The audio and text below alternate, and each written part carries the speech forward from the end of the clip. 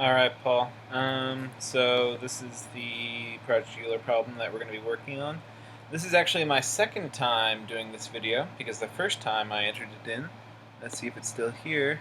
Oh no. Anyway, I got the wrong answer last time. And I got the wrong answer for a fun reason. I ran my program multiple times, and my program would give me different answers each time I ran it, which is kind of a good error to get, because it makes you realize, like, oh, okay, something funny is going on. Like, there's not some subtle error, there's just something really weird going on. And I actually had to switch from using an array, which is really efficient, to a vector, which is really inefficient, because my array was getting way too big for stack memory. So it was like going out of bounds, because like the traditional amount of memory that you allocate toward an array isn't supposed to be enough to have 2 million entries, apparently. So anyway, that's my old answer. It's decidedly wrong. Haven't tried my new answer yet. Let's see. What we talked about last time was run low on power, Paul.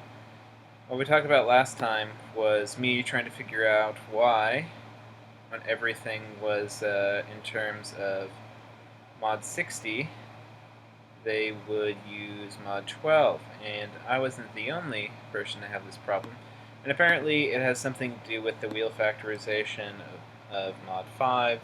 So apparently within the code here, something in these quadratic formulas already make factoring by 5 unnecessary. So if we recall, 60 is the low prime number 3 times the low prime number 5 times the low prime number 2.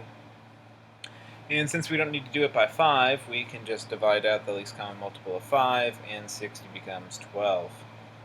It also gives us fewer numbers to compare by, which is handy. So originally it's comparing like all these numbers, and in the actual code implementation it's far fewer. So I wanted to look at, here's my other prime number generator, which is based on the sieve of Aristophanes, and we're going to do 200,000, up to 200,000, all the prime numbers up to 200,000. And it took us a little over 3 seconds. Last time it was giving me about 3 seconds. No, still about 3.5. And with my new Sieve-Vatkin, we don't need to be printing out these numbers. With a new Sieve-Vatkin, it is about 100th of a second, which is way better than 3 seconds. I'm no mathematician, Paul, but I would say it's even 10 times better. Perhaps 11 or 12 times better. I don't know. Don't want to exaggerate here, but it's significantly better. So let's put a 0 on it. So calculating 2 million. And yep, this time it's generating the same answer each time. Woohoo! So, haven't tried this yet. Hoping it's going to work. Rather nervous. Let's punch her in.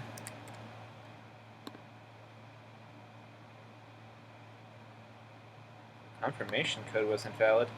Well, in terms of errors, that's a good one to have. 6, 4. Is that one valid? Work. No! Yeah. Ooh. We put in the right thing, didn't we? Aw, shucks. So I'm going to look at it a little bit more tonight, but it's getting kind of late, so I'm going to spend 10 more minutes, see if it was something simple. And I don't know. Maybe we'll follow up on this tomorrow? We'll see. Anyway, thanks for coming down. Alrighty, Paul.